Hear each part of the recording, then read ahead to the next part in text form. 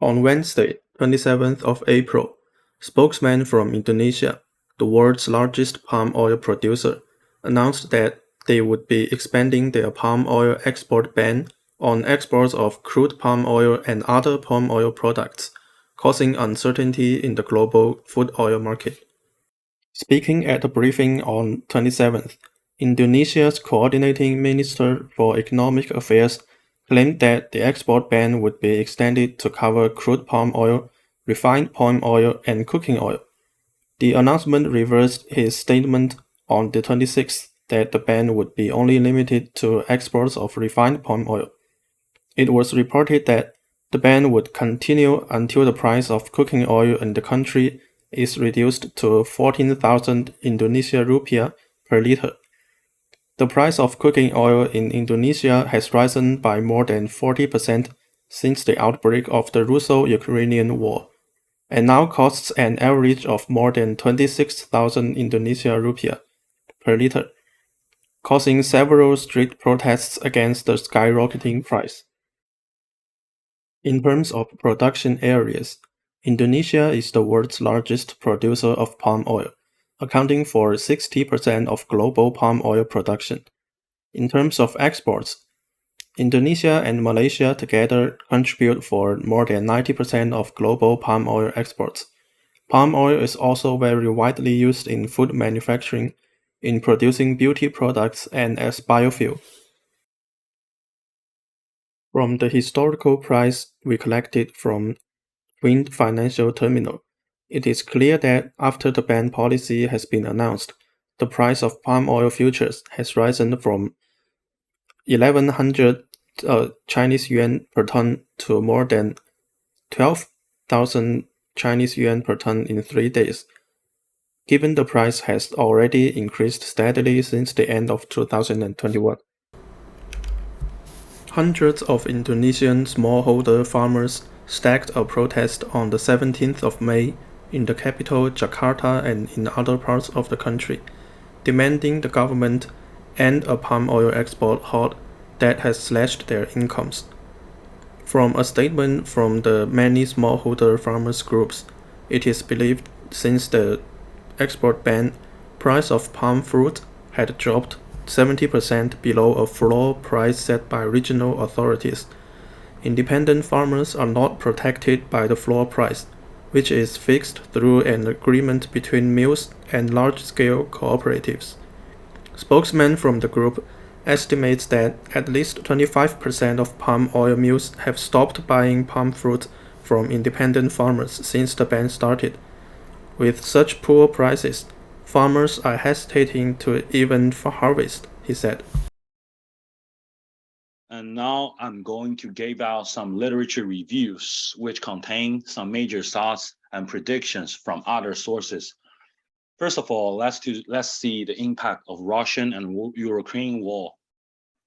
World Bank had predicted on 26th of April 2022 that spikes in food and energy prices exacerbated by the Russian-Ukraine war could continue until the end of 2024 due to trade and production disruptions, with energy prices likely to remain high and jeopardize economic growth. Russia-Ukraine war has risen the price of natural gas in Europe. Since the main export of natural gas is from Russia, the shortage of natural gas will increase the industrial expense of all kinds, which will lead the rising of goods price. The crisis has significantly crippled the Russian supply chain. The war between Russia and Ukraine is exacerbating supply and demand tensions, damaging consumer sentiment, and is threatening global economic growth. The entire global economic will feel the effects of slower growth and faster inflation. Let's go back to see the other effect, the adjusted inflation expectations and worldwide recession. Reports from World Economic Forum show that economists are adjusting their inflation expectations, and many economists expect for on average real wages. Since the pandemic of COVID, governments from all over the world have been printing money. Experts have been giving obvious view that inflation rates will keep on a high level during a long period of time. Federal Reserve from US has announced to increase interest rates to avoid inflation in US. Several governments such as UK and Japan announced right after Federal Reserve's announcement. Economists have been concerned about this action. Assumptions of recessions have been clear in a bigger picture. Combined with high inflation and high unemployment rate, the stagnation and recession have been pointed out to face in the future.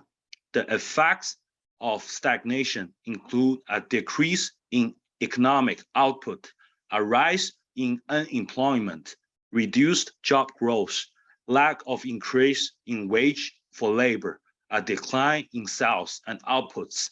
Therefore, this phenomenon is considered bad. An increase in the unemployment level results in a decrease in consumer spending power. No need to mention that inflation will weaken the real buying power. We are interested in the price fluctuation of palm oil in Indonesia. We have collected historical data of the price of palm oil futures from May 2021 to May 2022, and we will be using AMAR and GARCH models to analyze the impact of export halt on market price. We are using Wind Financial Terminal to record historical price of palm oil futures.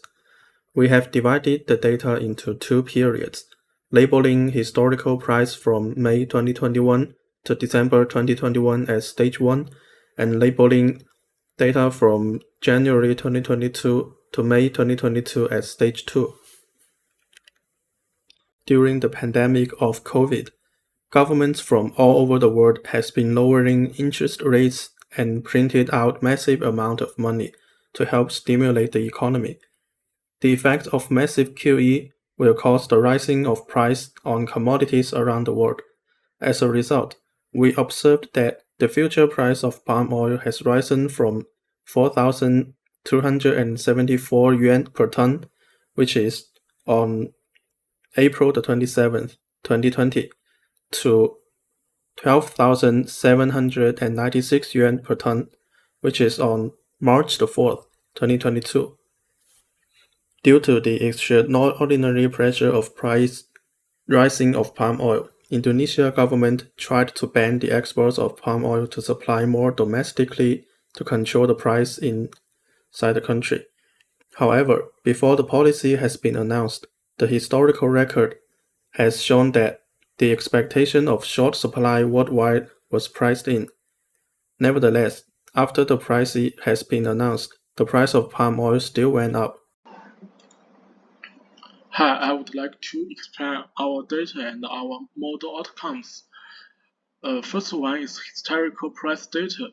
Then I will use the historical price data and transform it into the log terms. Then I will use the R Studios and choose the best fit models by the minimal AIC method. Finally, I will show our model outcomes. The historical price data is from the wind, and the data can be divided into two periods. The first period, which is not influenced by the export halt, and the second period, which is influenced by the export halt. This is the formula which we just transform our price data into the log forms. It is the price we transform our price data into the log forms. Then we will use the GARCH fit formula to choose our best fit models. It is the data from 2021, and this is the data which is chosen from the 2022. Then we just to summarize our AIC, BIC, SIC, and HQIC. It is the chart from 2021. In this chart, we will find that the ARMOR 00 GACH 11 it has the lowest AIC, BIC, SIC, HQIC. Therefore, we think that this is our best fit models.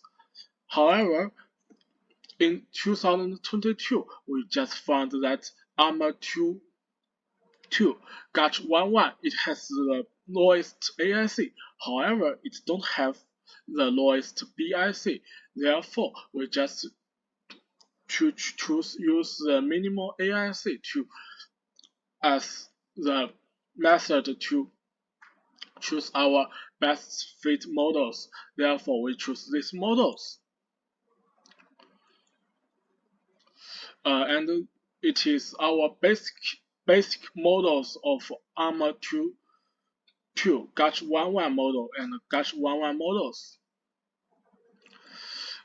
Then we summarized those two models. We found that the alpha 1 it is not larger compared with 2022, while the beta is smaller compared with the 2022. It means that the error from regression is more influenced in 2022. However, the volatility is less influenced by the previous volatilities. So it is our outcomes